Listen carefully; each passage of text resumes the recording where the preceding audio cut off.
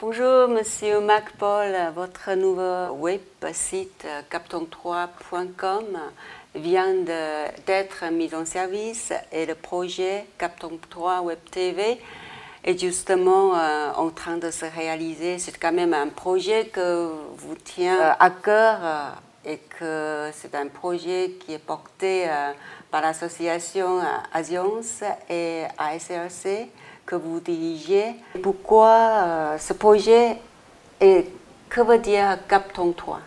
Cap33, ça veut dire le cap, c'est-à-dire se diriger vers quelque chose. 33, c'est l'indicatif de la France, donc c'est le cap vers la France, c'est connaître la France. Et pourquoi ce projet? Il faut remonter à pourquoi il y a eu d'autres projets auparavant.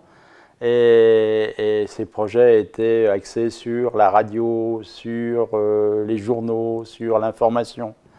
Là, nous avons voulu créer un média moderne et qui soit dans la continuité de ce que nous avions créé auparavant dans la presse ou à la radio. Les émissions que nous avons fabriquées ou les reportages que nous avons publiés étaient toutes et toujours dans l'idée que les populations chinoises devaient être informées de ce qui se passait en France. Et c'est pour ça que nous avons développé des sujets à caractère social, à caractère culturel, à caractère éducatif, pour montrer aux Chinois qui sont en France qu'un avenir qu'il fallait qu'ils préparent eux-mêmes un avenir dans ce pays.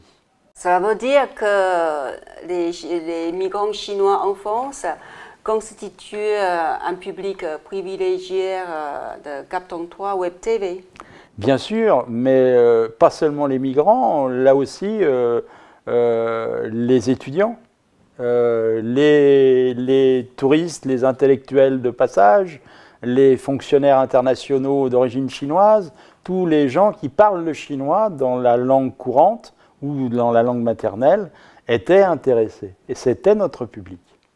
Voilà, comme le monde est globalisé, pensez-vous aussi aux internautes de Chine ou d'ailleurs? Bien sûr, puisque l'information que vous dites vous-même avec justesse est globalisée.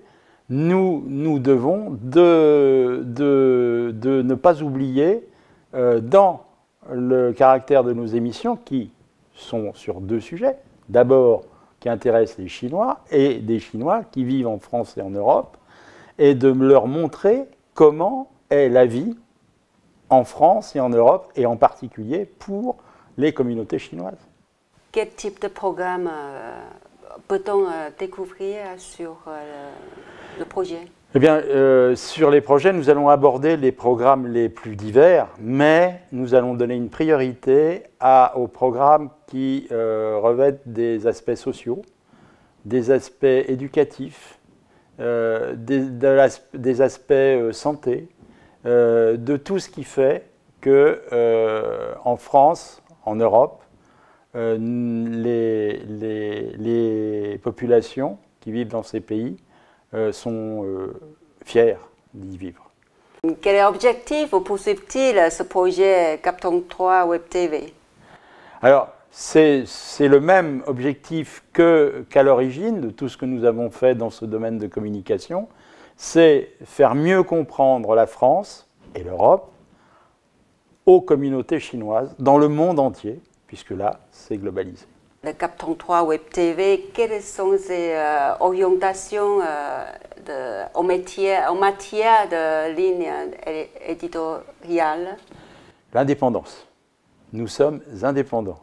C'est-à-dire que tout ce qui est fait par Cap33, ce sont des créations originales qui sont faites en France ou en Europe. Nous ne sommes pas